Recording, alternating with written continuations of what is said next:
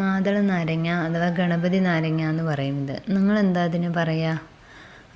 നമ്മുടെ വീട്ടിലുണ്ടായതാണ് കേട്ടോ. ഞാനത് പറിച്ചെടുത്തിട്ടുണ്ട്. ഒന്ന് കയ്യിൽ നിന്ന് താഴെ പോയി. നമുക്കത് ഇനി കഴുകിയെടുക്കാം. കഴുകിയെടുത്തതിന് ശേഷം ചെറുതായിട്ടൊന്ന് കട്ട് ചെയ്തെടുക്കാം. എന്നിട്ട് ഇതിലേക്ക് വേണ്ട ചേരുവകൾ എന്താണെന്ന് നോക്കാം. കുറച്ച് വാളംപുളി ഞാൻ വെള്ളത്തിലിട്ട് വെച്ചിട്ടുണ്ടായിരുന്നു. അത് നമ്മൾ വയ്ക്കുന്ന ആ പാത്രത്തിലേക്ക് ഒഴിച്ചു കൊടുക്കുക. അതിന് ശേഷം അതിലേക്ക് വേണ്ട ചേരുവകൾ എന്തൊക്കെയാണെന്ന് നോക്കാം.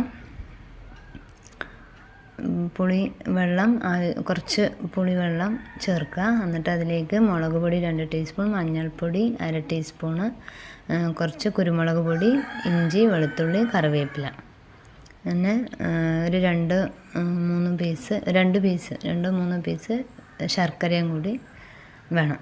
എന്നിട്ട് ഈ പുളിവെള്ളത്തിലേക്ക് മഞ്ഞൾപ്പൊടി, മുളക് പൊടി, ഉപ്പ്, കുരുമുളക് പൊടി എന്നിവ ചേർത്ത് നന്നായിട്ട് ഇളക്കി യോജിപ്പിച്ചതിന് ശേഷം തിളപ്പിച്ചെടുക്കുക. ഈ വെള്ളം ഒന്ന് നന്നായി വന്നതിന് ശേഷം നന്നായിട്ട് തിളച്ചൊന്ന് കുറുകി വരണം. അതിന് ശേഷമാണ് ബാക്കി നമുക്ക് നാരങ്ങ ഇതൊക്കെ ആഡ് ചെയ്യേണ്ട ഇതുള്ളൂ. അപ്പോൾ അത് തിളച്ച് വരട്ടെ. അതിലേക്ക് അരിഞ്ഞു വെച്ച ഇഞ്ചിയും വെളുത്തുള്ളിയും ഞാൻ 2 പീസാക്കിയിട്ടുണ്ട്.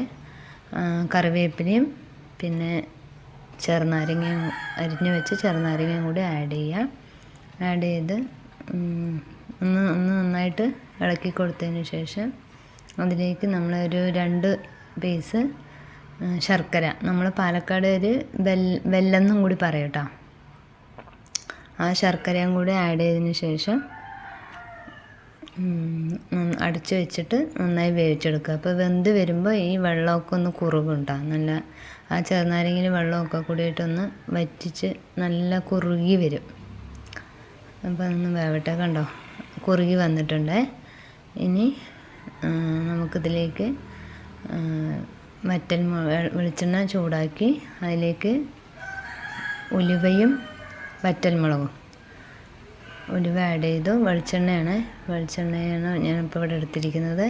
അതിലേക്ക് ഉലുവയും വറ്റൽമുളകും കൂടി ആഡ് ചെയ്ത് നമ്മുടെ കറിയിലേക്ക് ഒഴിക്കുക. നമ്മുടെ സ്വാദിഷ്ടമായ നാരങ്ങാക്കറി റെഡി ആയിട്ടുണ്ട് കേട്ടോ. എന്താ കറിയൊക്കെ കണ്ടോ, ഒന്ന് ചൂട് ആറി വരുമ്പോൾ ഒന്നും കൂടി കുറുകി വരും കേട്ടോ. ഇതിപ്പോൾ ഈ വെച്ച ഇതാണ്, നാളെയൊക്കെയാണ് ഒന്നും കൂടി ടേസ്റ്റ്.